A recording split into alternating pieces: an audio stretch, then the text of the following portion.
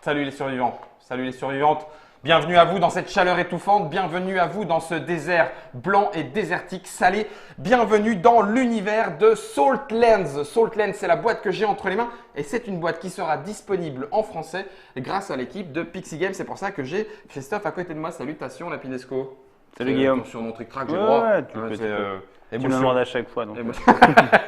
Saltlands, c'est un jeu de… Alors, j'ai un petit peu de mal à le dire correctement, hein, forcément. Alors, je vais le dire en Gergely Goupa. On dit Gergely, mais Gergely, ouais. Gergely Goupa, Andreas Drodzdi et Gambas aussi, de son prénom. C'est illustré et assez magnifiquement par Basso Losonski. Ça se joue de 1 à 6 joueurs à partir de 12 ans et pour 90 minutes quand on résiste au soleil. C'est du post-apocalyptique. Yes. Et puis, écoute, tu sais quoi?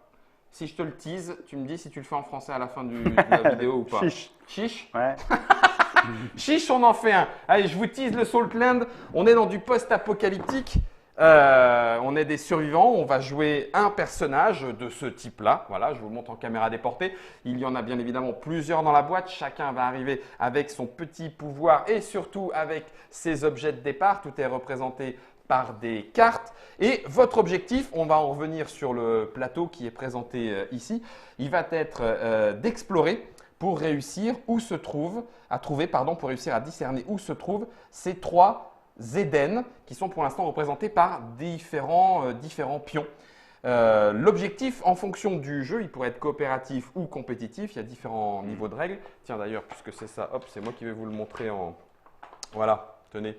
Histoire de savoir, en fonction du nombre de joueurs, vous allez choisir votre mode compétitif classique coopératif, vous allez choisir votre difficulté et ça va vous permettre d'aller directement au setup. Le setup qui est ici encore sous forme de tableau, c'est pour vous montrer un petit peu la richesse du jeu. En fonction de votre mode de jeu et de votre nombre de joueurs, ça vous dit combien de cartes rumeurs, combien de personnages adverses sont présents et quels sont les différents points de spawn. Pourquoi différents points de spawn? Parce qu'il y a bien évidemment une adversité, même si on ne joue pas forcément les uns contre les autres. On va le voir un petit peu plus loin. Il y a des pillards et les pillards, ce sont les figurines ici présents. On est un petit peu à la Mad Max dans une mer complètement desséchée autour des dunes de sel, des montagnes et autres mers de sel gelé. Alors tout ça, pourquoi? Il va falloir à un moment donné que vous réussissiez à récupérer des cartes qui sont des cartes points de victoire, qui sont entre guillemets les clés pour arriver dans les différents Éden. Et ces cartes points, elles sont ici. Il y a un petit système d'iconos qui permet de les utiliser pour autre chose, mais malheureusement, si vous les dépensez, vous ne les aurez pas pour vous en sortir. Et elles ont différentes couleurs, histoire de pouvoir identifier quel objet va avec quel source de points de victoire. Alors, un des éléments intéressants de Saltlands, tu me coupes si je dis une bêtise, hein, Christophe, bien sûr, ce sont l'effet des cartes rumeurs. Les cartes rumeurs, il y en a un certain nombre en jeu, en début de partie, et ces cartes rumeurs vont faire évoluer au choix du joueur qui les retourne et qui les joue, l'emplacement réel finalement de ces Éden que l'on cherche à atteindre. Alors donc, ça veut dire que pour l'instant, sur le plateau, il y a 3 emplacements probable. Et puis au fur et à mesure des rumeurs qu'on va effectuer, qu'on va retourner, il faut arriver tout au bout des rumeurs. Les rumeurs vont aller ainsi évoluer sur le plateau jusqu'à se fixer en fin de partie sur une des tuiles. Et c'est en ce sens-là qu'il va falloir explorer et aller chercher un petit peu plus loin pour découvrir où se cachent vraiment ces Éden. Une fois qu'on a trouvé ces lieux paradisiaques, il faut avoir les points de victoire qu'il faut. Et puis alors là, de ce côté-là, il y a plusieurs façons de jouer. Si vous jouez en compétitif, il n'y aura qu'un seul joueur qui pourra y rentrer, le premier à y aller. Si on joue en coopératif, il faut que tous les joueurs puissent s'y rendre. Et puis si on joue en collaboratif, alors ça veut dire qu'on peut y aller à plusieurs et en laisser derrière si jamais on n'a pas suffisamment d'essence. Voilà. À chacun de nos tours, on va gérer nos cartes en main et ce sont nos cartes elles sont de différents ordres, donner aussi bien notre limite de cartes, alors comme on le voit ici sur le petit plateau de jeu. Là actuellement, si je n'ai rien, j'aurai une limite de cartes en main de 15. Il suffit que j'ai un personnage, et lui, il ne peut pas porter plus que n'importe quoi, donc il porte 2.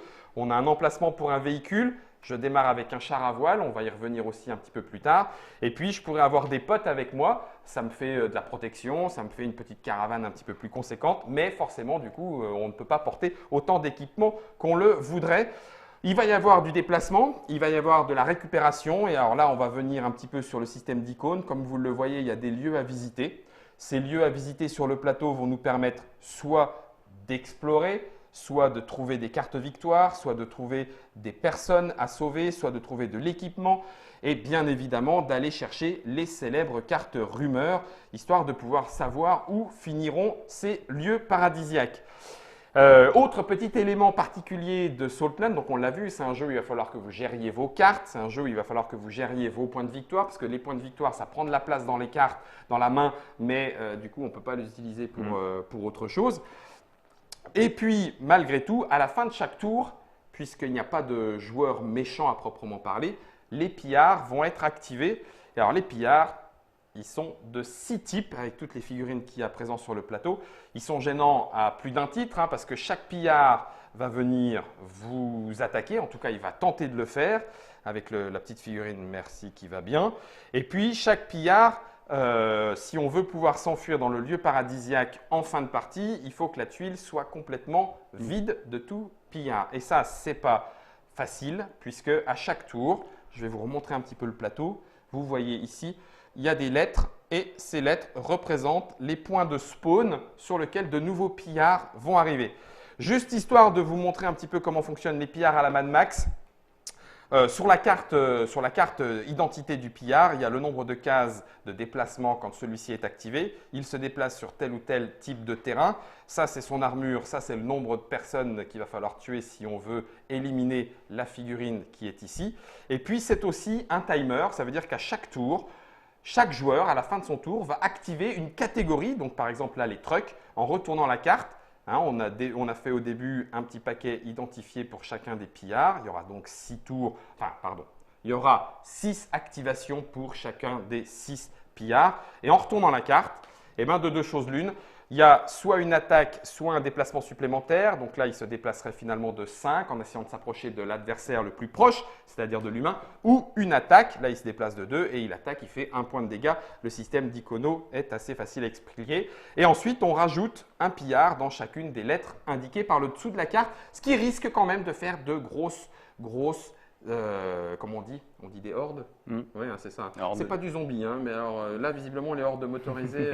T'as vu le dernier Mad Max? Yes. Ouais, ça risque de péter un petit peu du feu. Ça risque d'être un petit peu ça. Je vais vous montrer enfin pour terminer, histoire d'avoir un petit tour d'horizon, parce que là, ça arrive en français bientôt, du coup. Semaine prochaine. Ah oui, carrément. Avril, donc mi-avril 2017. Yes. Mi-avril 2017. Attends, alors, avant d'aller dans les iconos, ça c'est la boîte de base. On peut y jouer à 1, on peut y jouer jusqu'à 6. Ouais. C'est à peu près 1h30, oui, 2 heures de jeu en fonction du truc. Ça coûte combien? 55. 55 €. Donc il y a full français, parce que j'ai vu que tu full français. Voilà, oui, là j'ai montré avec la règle anglaise, c'est les premières boîtes qui sont arrivées, ce n'est pas les boîtes françaises qui seront proposées. Il y a donc 6 pillards avec à chaque fois les petites figurines, 6 héros pour y jouer de base, les différentes cartes et équipements qu'on peut avoir dans un univers Mad Max. Et là, tu as l'extension, elle arrive tout de suite ou Elle pas? arrive en même temps, ouais. Donc je crois qu'elle sera 25-27 € cette extension. Donc elle arrive avec de nouveaux personnages, de nouvelles choses et puis des petits ajustements un petit peu de règles, voilà. Si on veut jouer encore d'une façon ou d'une autre. Je vous montre juste maintenant le système d'identification des symboles. En fait, en gros, une fois qu'on a compris comment gérer ces cartes, elles sont assez claires puisqu'en fait, tout s'explique dessus.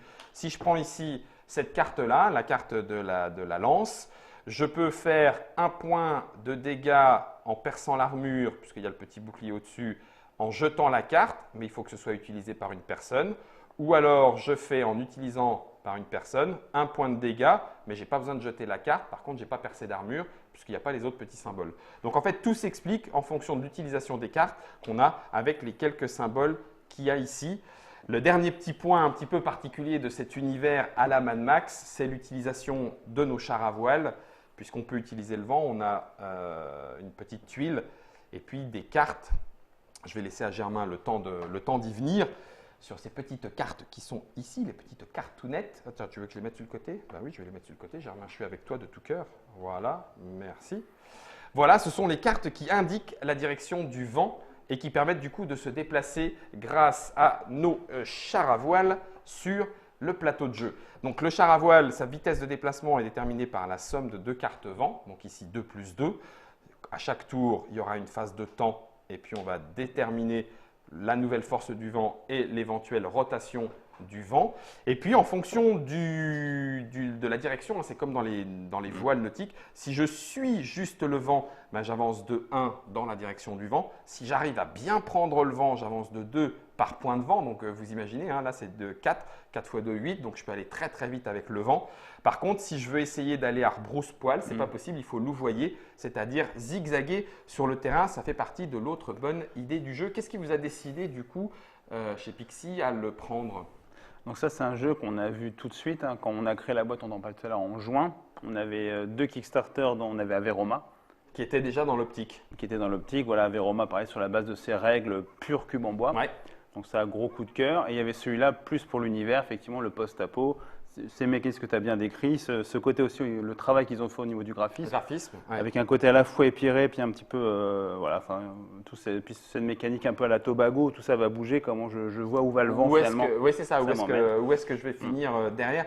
Donc c'est un jeu, il ne faut pas s'attendre à, enfin je ne sais pas comment tu le ressens, c'est pas la narration en elle-même, on est plus dans de la gestion de cartes et effectivement essayer de combattre les pillards qui t'emmènent à te pousser de plus en plus loin, mais en même temps il faut amener des points de victoire. Ouais, des pillards, il y en a quand même de plus en plus. Ouais. Ce n'est pas forcément donc l'aspect narratif. Par contre, cet aspect narratif, ils ont été très très forts. Vous n'allez peut-être pas traduire le site, mais le site présente des nouvelles, l'univers. Ils ont écrit quelques petits romans, des descriptions de colonies de survivants. Enfin voilà, ils se sont vraiment arrachés. Même le livret de règles, hein, tu vois, effectivement, c'est pas un jeu narratif au sens, mais il y a vraiment toute l'illustration, tout le thème qu'ils ont réussi à mettre derrière tout ça. Donc, tu le vois dans le livret, tu vois dans tout ce qu'il peut y avoir. Toutes les illustrations qu'il y a derrière. Voilà, non, ils ont fait un boulot quand même colossal. De ce Saltlands. C'est des nouveaux arrivés? Oui. Ces éditeurs, hein, je vérifie si je ne dis pas de bêtises, mais il me semble que oui. Antler premier. Games, c'est peut-être leur premier jeu et il arrive en français grâce à Pixie avec tout de suite la première extension. Oui, qui est dispo en même temps en fait. D'accord, et je n'ai peut-être pas demandé son prix. 27. 27 €. Il me semble, ouais. D'accord, du coup, histoire d'avoir la totale. Si jamais ça vous intéresse, ici c'était juste de quoi vous teaser un petit peu cet univers post-apocalyptique et survivaliste, entre guillemets, autour d'un jeu qui peut se vouloir coopératif, vous y jouez comme vous en avez envie, ou compétitif. On en fera certainement, enfin je sais pas, il faut qu'on revienne. Oui. Tu viendras. Oui, on a plein de trucs. Non, on a plein de trucs, on n'a pas pu. Moi, je te laisse derrière pour que tu les retiennes. Et puis, moi, je vais prendre le frais avec un cocktail. Ça te dit une petite pina colada? Ouais. Non. Ça sera Salt Lake. Ça sera avec ou sans la Pinesco pour la victoire. Mais nous, on le jouera comme ça. Rendez-vous dans une prochaine Trick Track Télé où on explorera plus avant le contenu de cette boîte. Qui sait, peut-être que nous vous en dirons plus sur l'extension. Et la suite de ce que Pixie Game nous propose, c'était la Trick Track Télé de Saltlands. Bravo. Tu y crois? Ah oui, à fond. Tu veux dire qu'on va survivre? Ouais. Ouais, c'est ça. Tu n'as jamais joué au même jeu que moi. Rendez-vous à la suite.